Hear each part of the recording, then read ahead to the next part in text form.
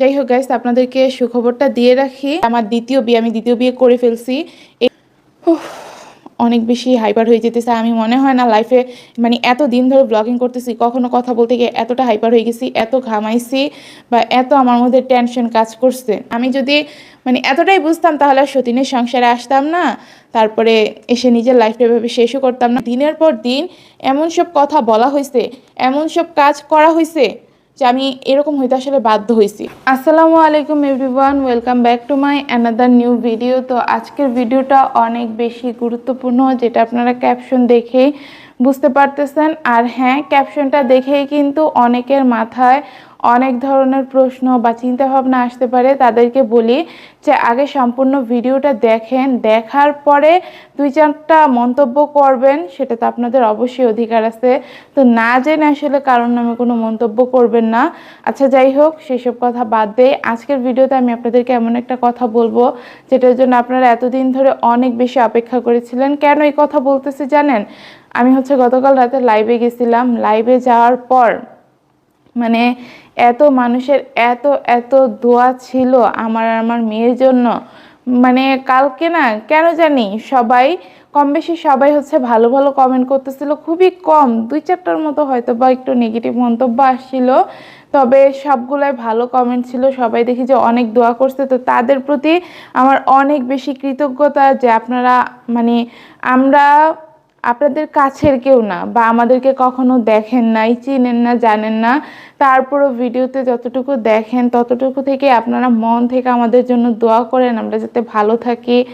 তো সেটার জন্য আসলে এই ধরনের মানুষ এখন খুঁজে পাওয়া খুবই কঠিন, তবে আমি পাইছি। আমি মনে করি যে আমি খুবই ভাগ্যবান।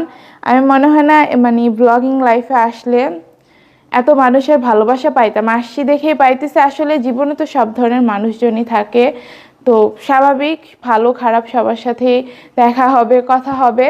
তো যাই হোক, এত কথা না বলি, আজকের ভিডিওতে আমি আপনাদেরকে ক্লিয়ার করব যে আমি কি বিয়ে করে ফেলছি নাকি। তারপরে মানে অনেকে অনেক ধরনের কথা বলতেছেন আমার এই বিয়েটা নিয়ে, যেহেতু শাশুড়ি মা বিষয়টা নিয়ে মেনলি কথা বলছে যে আমি নাকি তার ছেলে চলে গেছে 6 মাস যদি এই বাড়িতে না আসে ওই 6 মাসের মধ্যে নাকি আমি বিয়ে করে ফেলবো। তো আমি ভাবতেছি উনি একজন মুরব্বী মানুষে এই ধরনের কথা কিভাবে বললো। 4টা বছর ধরে আমারে দেখতেছে যে আমি কতটা মানে যুদ্ধ করে এই সংসারটার মধ্যে আছে। এমনকি নিজেই যে আমার পাশে সোফাটা আছে, এই সোফার মধ্যে বসে বলে গেছিল যে আমার ছোট বউ 4টা বছর ধরে আমার ছেলের কি পরিমাণ মানে কষ্ট যে সহ্য করে এই সংসারে আছে, আসলে ওর ধৈর্য আছে। আরও অনেক কিছু বলে গেছে, অনেক প্রশংসা কিন্তু সে নিজের মুখেই করে গেছিল এই জায়গাটার মধ্যে বসে আমার পাশে। তো মানে সেই মানুষ এখন আমার নিয়ে কত কিছু বলতেছে যে আমি নাকি বিয়ে শাদী করে ফেলবো, তারপরে সে যদি আমার বাড়ি লিখে দিত তাহলে নাকি আমি তাদেরকে বের করে দিতাম, আরও কত কিছু। আচ্ছা উনি, আমি তো ভাই বাড়ির লোভ করি নাই, আমার মধ্যে এই ধরনের লোভ ছিলও না। হ্যাঁ, এই ধরনের লোভ আমার মধ্যে কখনো ছিল না। সে নিজ থেকে একদিন হঠাৎ করে এসে বলতেছে আমার নামে নাকি বাড়ি লিখে দিবে, এটা সেটা আরো অনেক কিছু। আমি তার মেয়ে, 4 বছর ধরে সে দেখতেছে আমার মতো নাকি তারে কেউ কখনো আদর করে নাই, এত যত্ন কখনো করে নাই। আর সেই মানুষ এখন বলে কি তার যত্ন থাক দূরের কথা, আমি নাকি খাবার দাবার ঠিক মতো দিতাম না, তারপরে কি জানি খাবার দাবার অনেক নষ্ট করতাম, আরো অনেক কিছু বলছে, অনেক কিছু।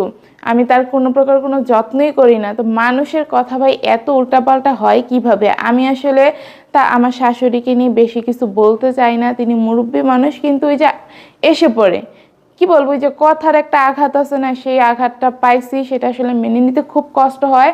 আর এই কথার আঘাতগুলো আমার শাশুড়ি মায়ের কাছ থেকে আমার পেতে হবে, সেটা আমার আসলে ভাবতে খুবই কষ্ট হয়।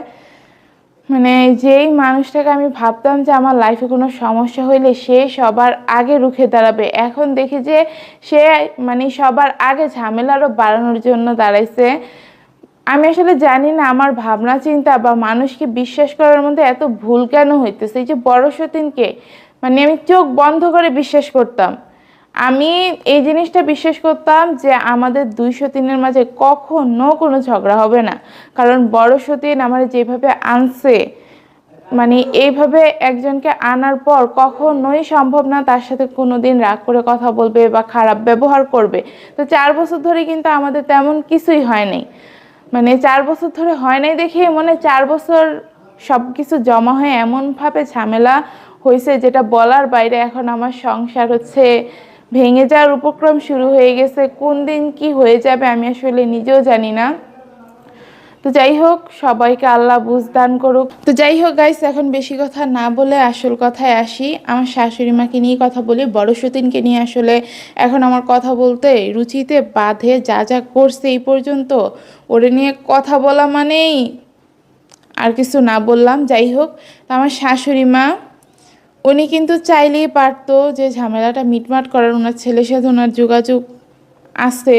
তো এই যে সমস্যাগুলো হয়েছে, উনি বলতে পারতো থাক বাবা, যা হয়েছে হয়েছে, ও তো তোমার বউ, তোমার একটা বাচ্চা আছে, সব কিছু মিটমাট করে ফেলো। এটা কি কোনো ধরনের কাজ হইলো তোমার, বা ঝগড়া সমাধান করার মতো বিষয় হলো? এই যে তুমি ওরে ছেড়ে চলে গেছো, এই জিনিসটা তো আরও খারাপ হবে।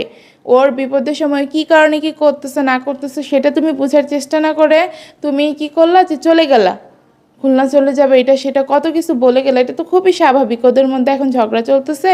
তুমি যদি এখন সারা দিন তোমার বড় বউয়ের প্রশংসা করো আর ওরে অপমান করতে থাকো, ওরে নিয়ে এটা সেটা উল্টাপাল্টা কথা বলতে থাকো, ওর খারাপ লাগবে, ও রাগ দেখাবে, এটাই তো স্বাভাবিক।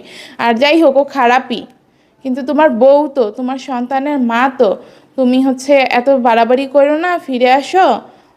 আর ওরে কষ্ট দিও না, ওর মেয়েরও কষ্ট দিও না। আমার এখন সংসারটা আলাদা করে দিচ্ছি, তো তুমি তো বুঝোই ও কিভাবে কি করবে, বাচ্চাটারে কিভাবে খাওয়াবে, নিজে কিভাবে খাবে, কিছু তো নাই। এসব বিষয় তো তুমি জানো। তো সে কিন্তু চাইলেই পারতো ঝামেলাটা মিটমাট করতে, কিন্তু সেটা করে নাই। তো করে নাই, উল্টা আরও বাড়াই দিছে। তা আসলে কি কারণে আমার শাশুড়ি মা হঠাৎ করে চেঞ্জ হয়ে গেছে আমি আসলে জানি না। এই ধরনের জিনিসগুলো আমার যা মনে হয় তাদের মধ্যে আগে থেকেই ছিল। না হলে একটা মানুষ হঠাৎ করে ভাই কখনোই চেঞ্জ হইতে পারে না, যেটা আমি সবসময় বলি। তো তারা হয়তো ইচ্ছে করে আমাকে সবসময় ভালো ভালো দেখাইছে, এখন ঠুস করে চেঞ্জ হয়ে গেছে আমারে আঘাতটা আরও বেশি দেওয়ার জন্য। আমি না এখন শুধু চিন্তা করি যে আমার আগের লাইফটা কেমন ছিল আর এখনের লাইফটা কেমন হয়ে গেছে।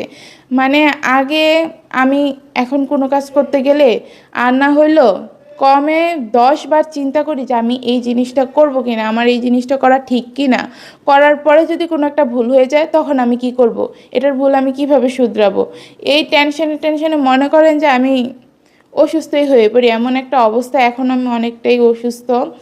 মানে মাথার মধ্যে এত পরিমাণ প্রেশার কাজ করে, বুঝতে পারতেছেন সংসারে যে হালচাল, তারপরে সব কিছু নিয়ে টানাটানির মতো একটা অবস্থা। তো আসলে আমার উপর দিয়ে কী চাইতেছে একমাত্র আমিই জানি। তারপরেও যে মানে আপনাদের সামনে দাঁড়ায় আছি, হাসতেছি, কথা বলতেছি, এটা অনেক বেশি আল্লাহর কাছ থেকে পাওয়া একটা রহমত, যে আল্লাহ আমাকে এমন ধৈর্য দিছে। তো যাই হোক, যেটা বলতেছিলাম আমি, সবাই মিলে উঠে পড়ে লাগছে আমার এই সংসার থেকে তাড়ানোর জন্য। ঝামেলা কেউই কমাইতেছে না, সবাই শুধু আমার সাথে ঝামেলা লাগাইতে চাইতেছে। আমি যেটা বলতেছিলাম গাইস, আগের জীবন আর আমার এখনের জীবনের মধ্যে পুরা আকাশ পাতাল তফাৎ হয়ে গেছে। নিজের লাইফ নিয়ে নিজে কি বলবো আসলে বুঝি না। ওই যে বাবার বাড়িতে অনেক সুখ করে ফেলছি না, এখন মনে করেন যে দুঃখের দিন আমার শুরু হয়েছে। মুরব্বীরা একটা কথা বলে যে যারা নাকি আগে সুখ করে তারা পরবর্তীতে অনেক বেশি দুঃখ পায়, যারা আগে দুঃখ পায় তারা পরবর্তীতে সুখ করে। তা আমি যেহেতু একটা বাবার একটা মেয়ে ছিলাম, আবার বাবার অনেক বেশি আদরের ছিলাম, সব কিছু মিলিয়ে ভাইদের আদরের ছিলাম, সবাই আমারে কম বেশি আদর করতো। এই কারণে আমার এখন এই অবস্থা আর কি। আর এত আদরে আদরে বড় হয়েছি তুলুতে, যে কোনো একটা সিদ্ধান্ত যে একটু কড়াভাবে নিব, বা কোন জায়গায় কি করতে হয়, কি করতে হয়, সেটা আসলে আমি এখনো পর্যন্ত বুঝে উঠতে পারি না। আর এই কারণে আমার লাইফে এত বেশি দুর্দশা। আমি যদি মানে এতটাই বুঝতাম তাহলে আর সতীনের সংসারে আসতাম না, তারপরে এসে নিজের লাইফটা এভাবে শেষও করতাম না। কোনো মেয়ে কারোর মানে নিজের লাইফ এভাবে নষ্ট করে না। তো যাই হোক, বেশি কথা না বলে এখন আসল কথায় আসি। একটা যাই হোক গাইস, আপনাদেরকে সুখবরটা দিয়ে রাখি শুরুতেই, যে আপনাদের ভাইয়া কিন্তু মানে ফিরে আসছে। তো ফিরে আসার পর তার সাথে আমার কি কি কথা হয়েছে, তারপর মানে সে কেন এতদিন আমাদের কোনো প্রকার কোনো যোগাযোগ করলো না, আসলো না, এসব করার মানে কি, তারপর চলে গেছিলো, তো কোথায় ছিল এতদিন, সেই সব কিছু নিয়ে আমি আপনাদেরকে বিস্তারিত বলবো। আপনাদেরকে তো বললাম যে আপনাদের ভাইয়া ফিরে আসছে, ফিরে আসার পরবর্তীতে কি হয়েছে সেটা তো বলি নাই, বলছে যে আপনাদেরকে বলবো। তারপরে আমার দ্বিতীয় বিয়ে, আমি দ্বিতীয় বিয়ে করে ফেলছি, এই বিষয়টাও ক্লিয়ার করব। আসলে আপনাদের ভাইয়া আসছে, আসার পর হচ্ছে সে আসছে সকালবেলায় ৬টা ৭টার দিকে। আসলে আমি টাইম তখন দেখি নাই। আমি গিয়ে ঘুমাইছিলাম হচ্ছে ৬টার দিকে। ঘুমাই নাই মানে গিয়ে শুইছি, শোয়ার সাথে সাথেই তার ঘুম আসে না। আর এখন যেই পরিমাণ প্রেশার, মানে যতই ঘুমানোর চেষ্টা করি একটু পরপর না ঘুম ভেঙে যায়, একটু পরপর লাফায় ওঠে, ঘুমটাই আমার ঠিক মতো হয় না। এ কারণে না আমি কোনো কিছুই ঠিকভাবে হ্যান্ডেল করতে পারিনি। যে আমার কথাবার্তাও দেখবেন এখন কেমন যেন একটা জড়তা চলে আসছে। আর এই জড়তা মানে জড়তা কিন্তু আসে, যে বলতে না বলতে আবার কথা কেমন হয়ে গেছে, এই জড়তাটা কিন্তু আসেই মানসিক মানে চাপের থেকে। তো যাই হোক, উফ, অনেক বেশি হাইপার হয়ে যেতেছে। আমি মনে হয় না লাইফে মানে এত দিন ধরে ব্লগিং করতেছি কখনো কথা বলতে গিয়ে এতটা হাইপার হয়ে গেছি, এত ঘামাইছি বা এত আমার মধ্যে টেনশন কাজ করছে। যেটা বলতেছিলাম, আপনাদের ভাইয়া আসছে কয়টার দিকে জানি আসছে, আমি তো নিজেই মানে গিয়ে বিছানায় শুয়েছি ৬টার দিকে। তো এমনই হবে ৭টা বা ৬:৩০ এমন। আমি পুরোপুরি ঘুমাই নাই, মাত্র আমার মনে করেন যে চোখে একটা ঘুম ঘুম ভাব আসছে। তখন দেখি যে আওয়াজ পাইতেছি হুট করে। পরে আমি ভাবছি কি দূরও স্বপ্ন টপ্ন মনে হয় কিছু একটা দেখি। পরে দেখি যে না, সত্যি সত্যি আপনাদের ভাইয়া আসছে। এসে হচ্ছে ফ্রেশ ট্রেশ হয়েছে, তার মেয়ের কাছে সে অনেকক্ষণ শুয়েছিল।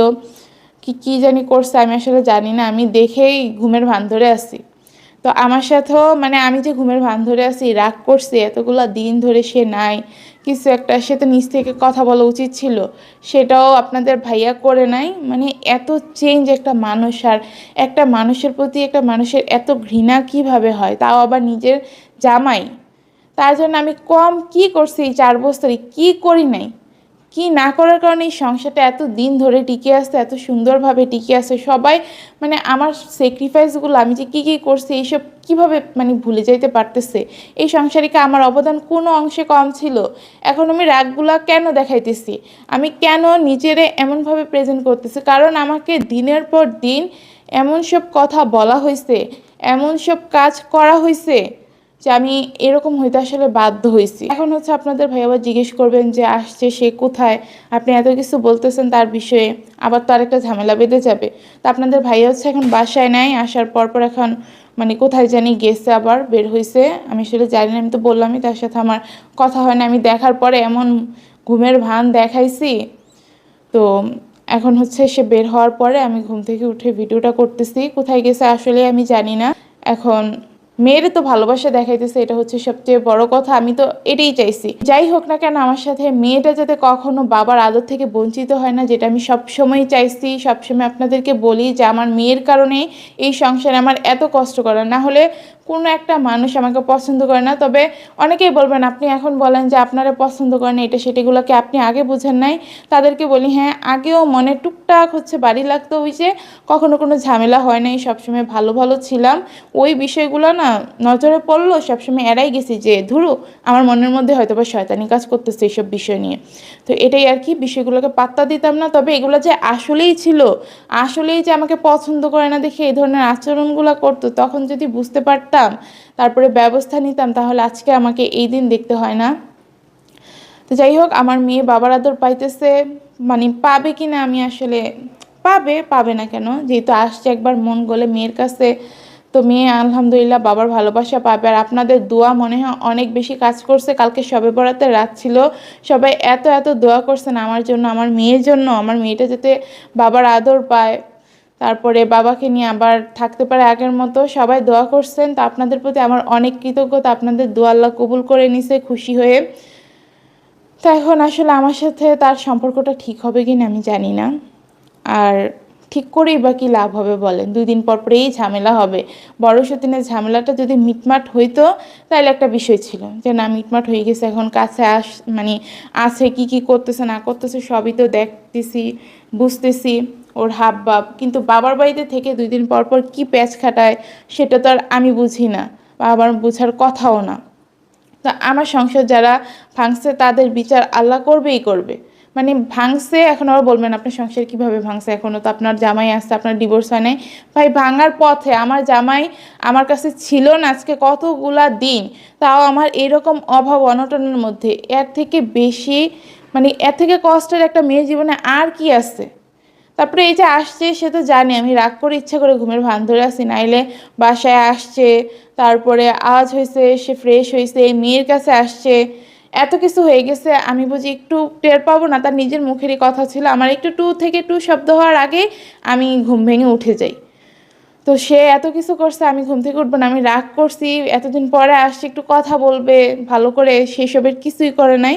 তো যাই হোক, তারপর আমার মেয়ে বাবার ভালোবাসা পাক, এতটুকুই আমার চাওয়া। আমার যতই কষ্ট হোক, যত যাই হোক না কেন। আর দ্বিতীয় বিয়ের কথা যেটা, এগুলো হচ্ছে মানুষের বানোয়াট কথা ভাই।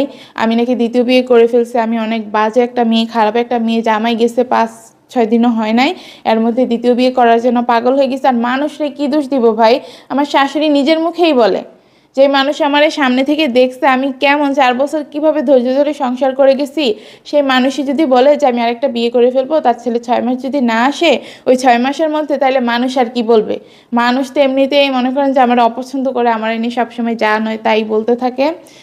যাই হোক, এটাই ছিল আর কি বলার। সবাই দোয়া করবেন আমার মেয়েটা যাতে সবসময় মানে বাবার ভালোবাসা পায়। এখন মনে করেন যে আমার মেয়েরে নিয়ে চিন্তা অনেকটাই কমে গেছে, যে তার বাবা আসছে, বাবা দেখভাল করবে।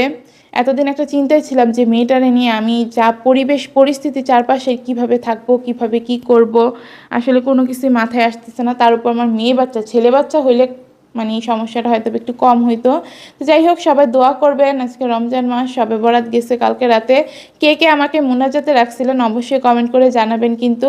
তা আপনাদের প্রতিও আমার মানে যারাই আমার জন্য ভালো দোয়া করছেন, তাদের জন্য আমি কালকে অনেক দোয়া করছি যে আল্লাহ, আমার জন্য এত এত মানুষ দোয়া করে, সেই মানুষগুলোর সাথে তুমি কখনোই খারাপ কিছু ঘটায়ও না।